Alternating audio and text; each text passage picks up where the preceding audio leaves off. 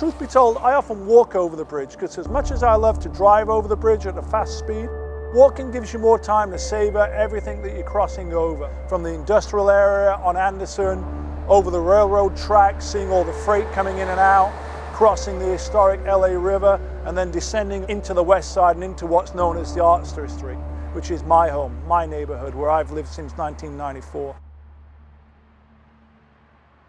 You know, I love watching movies that were shot in the 60s, 70s, and 80s, where you can really see how the area's not really changed that much up until this point. And I sort of like that gritty nature in an industrial area. To me, that was what attracted me to downtown almost 25 years ago.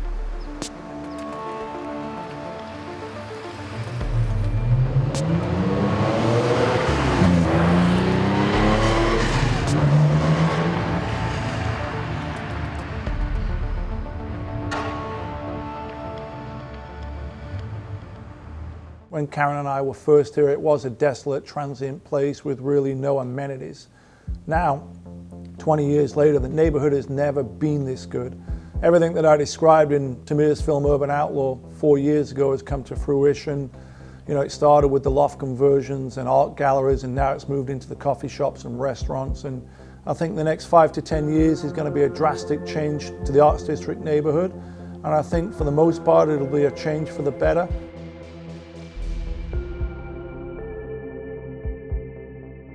The 6th Street Bridge was built in 1932. It was designed by Merrill Butler, who was in charge of designing and constructing all the bridges. It started basically at Glendale Boulevard and stretched all the way down to Olympic Boulevard. It was a major expansion time for LA starting in the 1920s, and these bridges really have been iconic for almost 100 years.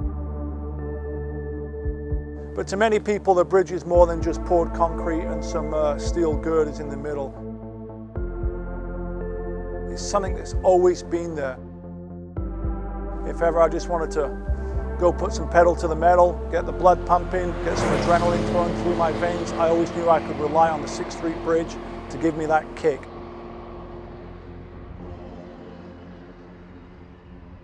We're basically about 2 weeks away from the bridge being closed down for the final time, and it's going to be a 4-year tear down and construction of a new project.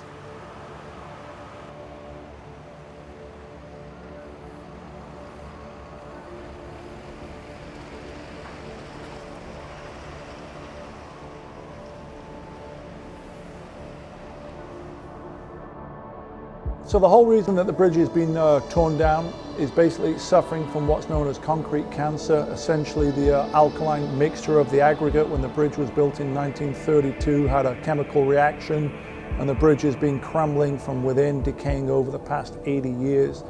Several attempts have been put into place to try and retrofit or patch or stop that cancer, but it's got to the point where it's unable to be contained, and the bridge is decaying, doesn't meet today's current earthquake seismic tests. So it was decided that the bridge would be torn down and replaced with a new modern structure. So I've decided to organize what I'm calling the 6th Street Bridge Farewell Outlaw Gathering, and it's open to everybody. Doesn't matter what you drive, everyone's invited to this, and I think it's going to be a great farewell to the historic bridge, and hopefully we'll get a couple of hundred cars on the bridge all at one time and see how it goes.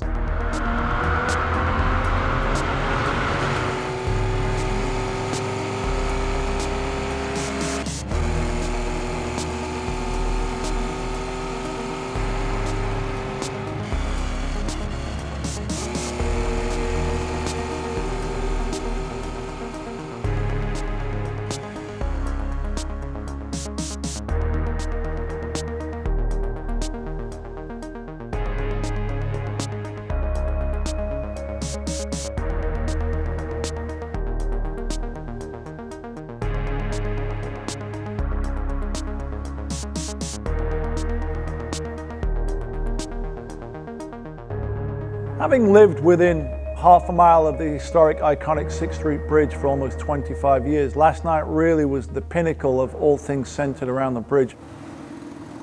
As we all know, I'm literally right around the corner from there, so I took my little stealth shortcut on the south end of the bridge, drove over there in car 277. It was literally almost like a mob frenzy. It was almost as if I had to part the waves of people just to be able to drive in and under the bridge.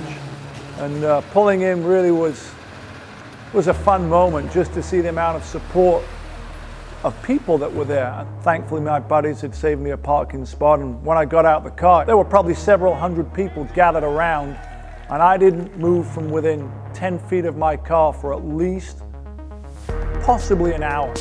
Just an overwhelming amount of people that wanted to come up, share their support, get photos taken with me, and last night really brought it home. It was sort of like a farewell to the historic 6th Street Bridge, and it was almost a landmark day for me, because that will probably be the last time a lot of people drive on that bridge.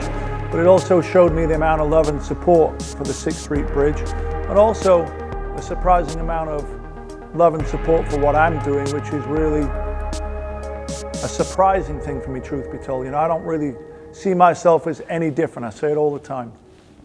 I'm no different to those guys out there. I left school at 15. I'm still struggling to make stuff happen. So I think that's a relatability.